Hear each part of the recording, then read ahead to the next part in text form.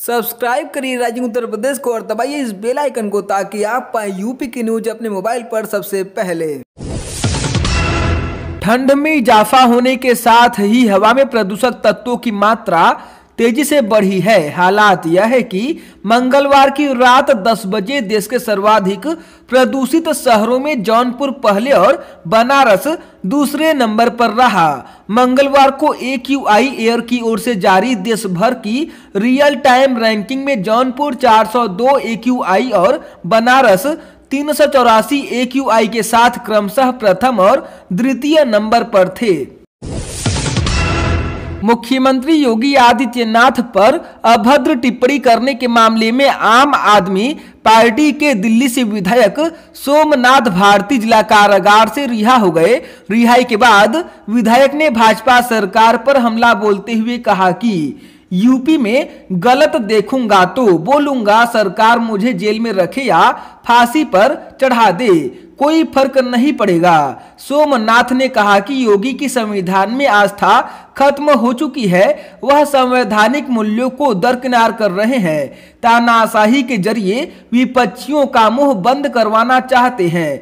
हम उनमें से नहीं हैं। उनकी राजनीतिक विफलता, अस्पताल, स्कूल की बदहाली के बारे में लोगों को बताएंगे।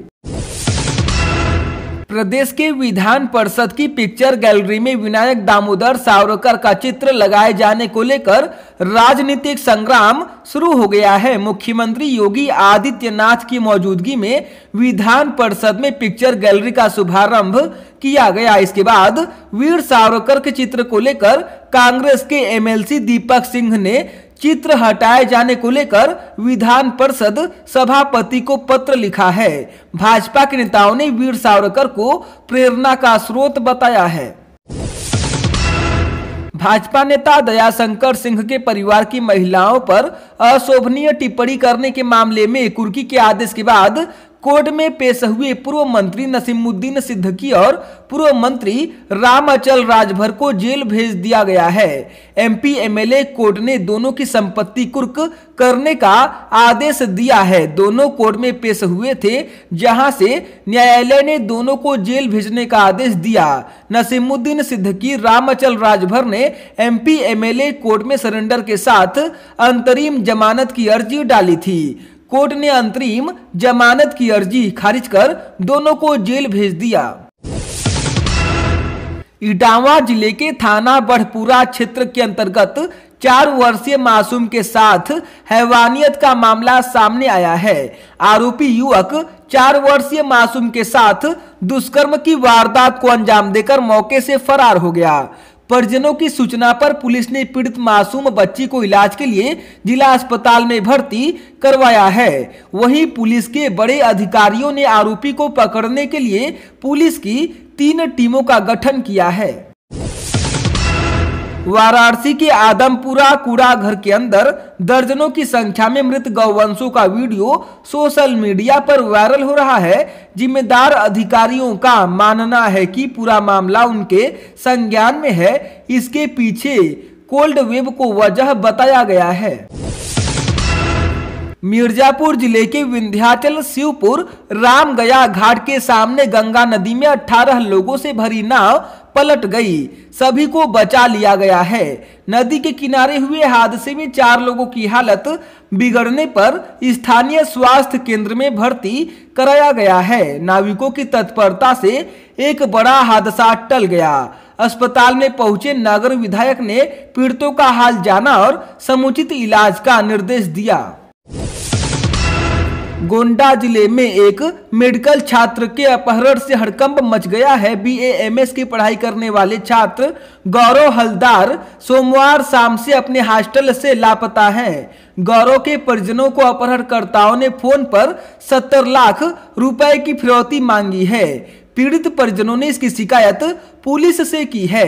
मामला सामने आने के बाद SP शैलेश पांडे के निर्देश पर 6 टीमें और SWAT टीम तलाश में जुट गई हैं। छात्र के पिता पेशे से डॉक्टर और बहराइच में प्रैक्टिस करते हैं। घटना गोंडा शहर कोतवाली के एक निजी नर्सिंग मेडिकल कॉलेज की है। जानकारी के मुताबिक बहराइच जिले के पयागपुर थाना के काशी जोत सत्संग नगर कॉलोनी निवासी निखिल हलदार का 21 वर्षीय बेटा गौरव हलदार SCPM कॉलेज में BAMS प्रथम वर्ष का छात्र है।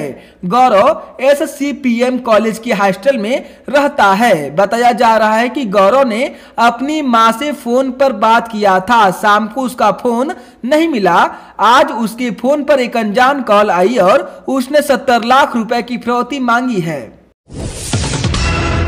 अयोध्या में भगवान श्री राम के मंदिर निर्माण के लिए नींव की खोदाई के काम में और तेजी आ गई है। कार्यदायी संस्था लार्सन एंड ट्रूबो ने नींव की खोदाई को जल्द से जल्द पूरा करने के लिए पोकलैंड मशीनों की संख्या बढ़ा दी है। अभी तक एक पोकलैंड कार्य कर रही थी, तो वहीं अब 2 पोकलैंड की मदद से नींव की खोदाई आरंभ कर दी गई है। मुख्य गर्भगृह में भी नींव खनन का काम चल रहा है। राम मंदिर नींव की खोदाई के समानांतर इसमें प्रयुक्त होने वाले पत्थर भी अयोध्या लाए जाने लगे हैं। ये पत्थर मिर्जापुर से लाए जा रहे हैं। इन्हें श्री राम जन्मभूमि परिसर में रखा जा रहा है। पत्थरों की अभी कई और खेप आनी बाकी है। कोरोना वायरस के संक्रमण की स्थिति पर मुख्यमंत्री योगी आदित्यनाथ ने संतोष जताया है। उन्होंने कहा कि कोरोना महामारी के दौरान सरकार ने जो रणनीति बनाई उसका रिजल्ट है कि कोरोना नियंत्रण में है। हालांकि उन्होंने कहा कि सावधानी बरतने की जरूरत अब भी है। प्रदेश की योगी सरकार निर्माणाधीन परियोजनाओं को अब और रफ्तार देकर पूरा करना चाहती है। पीएम मोदी के ड्रीम प्रोजेक्ट श्री काशी विश्वनाथ मंदिर के विस्तारीकरण और सुंदरीकरण के काम के लिए भी अगस्त 2021 की समय सीमा निर्धारित की गई है। इसके सहित लखनऊ और मेट्रो प्रोजेक्ट और नमामि गंगे परियोजना की समीक्षा भी प्रोजेक्ट मॉनिटरिंग ग्रुप की बैठक में मुख्य सचिव RK तिवारी ने दी है। पिछले 15 वर्षों से खुद को जिंदा साबित करने की जंग लड़ रहे मिर्जापुर जिले में विकास खंड सिटी स्थित अमोई गांव के रहने वाले भोला सिंह का मामला मुख्यमंत्री योगी आदित्यनाथ के दरबार में पहुंचते ही जिला प्रशासन सक्रिय हो गया है। हालांकि मामला सुलझने के बजाय उलझता नजर आ रहा है। ADM UP सिंह के अनुसार जांच टीम भोला को लेकर अमोई पहुंची, लेकिन वहां भोला सिंह को उनके भाई राजनारायण ने पहचानने से इनकार कर दिया। अब सच्चाई का पता लगाने के लिए प्रशासन जगनारायण और श्याम नारायण उर्फ भोला का DNA टेस्ट कराएगा। प्रदेश के 3049 अशासकीय सहायता प्राप्त जूनियर हाई स्कूल के लिए शिक्षक भर्ती के लिए लिखित परीक्षा होगी। प्रधानाध्यापक के 390 और सहायक अध्यापक के 1504 सहित कुल 1894 पदों के लिए चयन होगा। यूपी सरकार ने दोनों की परीक्षाएं अलग अलग कराने का आदेश दिया है। 2.5 घंटे की परीक्षा में कुल 150 सवाल पूछे जाएंगे। इम्तिहान कराने का जिम्मा परीक्षा नियामक अधिकारी उत्तर प्रदेश प्रयागराज को सौंपा गया है। समाजवादी पार्टी के राष्ट्रीय अध्यक्ष अखिलेश यादव ने भारतीय क्रिकेट टीम की ऑस्ट्रेलिया में ऐतिहासिक टेस्ट सीरीज की जीत पर बधाई देते हुए कहा कि समाजवादी पार्टी की सरकार आने पर टेनिस क्रिकेट को मान्यता दी जाएगी। धान खरीद को लेकर सरकार की ओर से की गई बेहतर व्यवस्था का असर यह रहा कि मंडल के सभी जिलों में लक्ष्य से अधिक खरीद कुछ दिन पहले ही हो चुकी है। इतना धान खरीदा जा चुका है कि उससे मिलने वाले चावल के भंडारण को लेकर समस्या खड़ी हो गई है।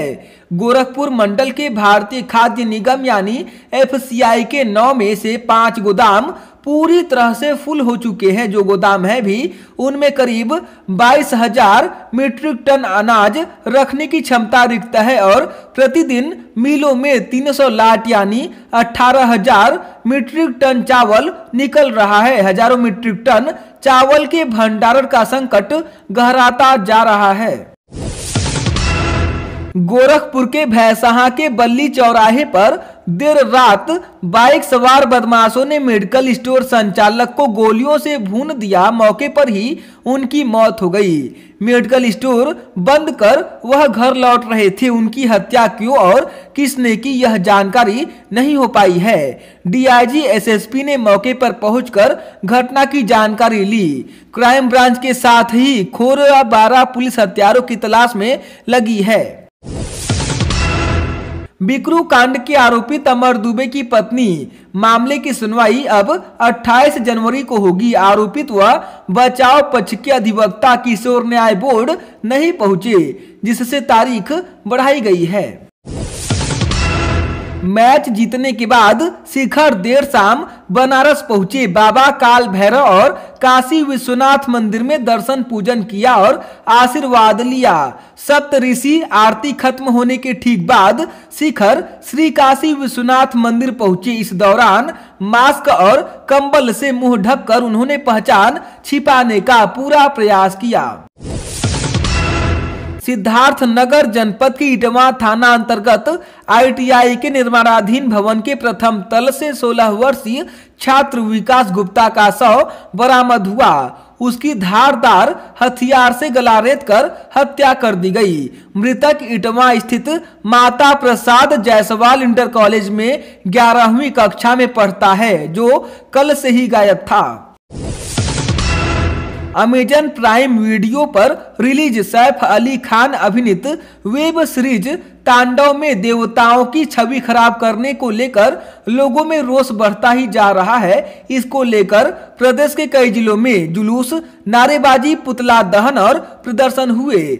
हिंदू संगठनों ने सीरीज के निर्देशक पर धार्मिक भावनाएं भड़काने का आरोप लगाते हुए कार्रवाई की मांग की। अखिल भारतीय अखाड़ा परिषद समेत प्रमुख संत महात्माओं ने भी नाराजगी दिखाते हुए सरकार से जल्द कार्रवाई की मांग की है। कई जिलों में मुकदमा भी दर्ज कराया गया है। वेब सीरीज के निर्देशक अली अब्बास जफर माफी मांग चुके हैं, लेकिन लोग इससे संतुष्ट नहीं हैं। समाजवादी पार्टी के राष्ट्रीय अध्यक्ष अखिलेश यादव ने अमेजन प्राइम की वेब सीरीज तांडव को लेकर सरकार पर हाय तौबा मचाने का आरोप लगाते हुए इसे छोटी वेब सीरीज करार दिया। उनकी यह टिप्पणी सूचना प्रसारण मंत्रालय द्वारा सीरीज को लेकर ओटीटी मंच से स्पष्टीकरण मांगे जाने और प्रदेश की विभिन्न पुलिस थानों में इस सीरीज के निर्माताओं व कलाकारों के खिलाफ कम से कम 3 प्राथमिकी दर्ज होने के बाद आई है। एक सवाल पर उन्होंने संवाददाताओं से पूछा, तांडव क्या है? उन्होंने कहा, यह एक छोटी वेब सीरीज है और आप इसे लेकर तांडव मचा रहे हैं। यादव ने कहा, लॉकडाउन के दौरान ओटीटी प्लेटफॉर्म का बिजनेस बढ़ा है। सरकार ने अभी तक अपना स्वदेशी ओटीटी प्लेटफॉर्म क्यों नहीं बनाया जो अमेजन को टक्कर दे सके? यादव ने कहा, उनके पास अमेजन का सब्सक्रिप्शन नहीं है और उन्होंने यह सीरीज नहीं देखी है। पशुधन फर्जीवाड़े में 50,000 रुपए का इनामी होने के बाद भी अरविंद सेन न तो पकड़े गए और न ही उन्होंने समर्पण किया। उनकी संपत्ति कुर्क करने का नोटिस भी पुलिस ने उनके लखनऊ और अयोध्या स्थित आवास पर चस्पा कर दिया था। कानूनी औपचारिकताएं पूरी होने के बाद अब पुलिस जल्दी ही उनकी संपत्ति कुर्क करेगी। दावा किया जा रहा है कि 20 या 21 जनवरी को इसकी तारीख तय कर दी जाएगी। केंद्रीय जीएसटी विभाग नोएडा की टीम ने जीएसटी चोरी के मामले में बड़ी कार्रवाई की है। करीब 56 करोड़ की जीएसटी चोरी के मामले में प्रभात जर्दा की मालकिन छाया देवी को गिरफ्तार कर लिया गया है। सेक्टर 11 स्थित आवास में छाया देवी को गिरफ्तार किया गया है। अधिकारियों के अनुसार कंपनी बिना कागजात कच्चा माल खरीदती थी और दिल्ली के ट्रांसपोर्टर के माध्यम से सुगंधित तंबाकू बनाकर हुबली, कर्नाटक और महाराष्ट्र में बेचती थी। प्रगतिशील समाजवादी पार्टी के राष्ट्रीय अध्यक्ष शिवपाल सिंह यादव ने कहा कि केंद्र व प्रदेश सरकार की गलत नीतियों तथा कानूनों की वजह से देश का गरीब, किसान, व्यापारी, बेरोजगार व युवा परेशान है। प्रदेश में विकास का कोई कार्य नहीं हो रहा है। कोरोना व विकास के नाम पर जमकर भ्रष्टाचार हो रहा है। इसकी जांच होनी चाहिए। योगी सरकार समय से कार्यालय न आने वाले अधिकारियों व कर्मचारियों के खिलाफ अब और सख्त होने जा रही है। मुख्य सचिव राजेंद्र कुमार तिवारी ने सभी विभागाध्यक्षों को इस बारे में पत्र भेजते हुए कहा है कि औचक निरीक्षण किया जाए और समय से न आने वालों के खिलाफ कार्रवाई की जाए। झांसी मिर्जापुर हाईवे पर देर रात दो डंपर आपस में टकराने के बाद सड़क के किनारे खाई में जाकर पलट गए। हादसे में दोनों डंपरों के चालकों समेत 3 लोगों की मौत हो गई। पुलिस ने घायलों को गंभीर हालत में जिला अस्पताल में भर्ती कराया है।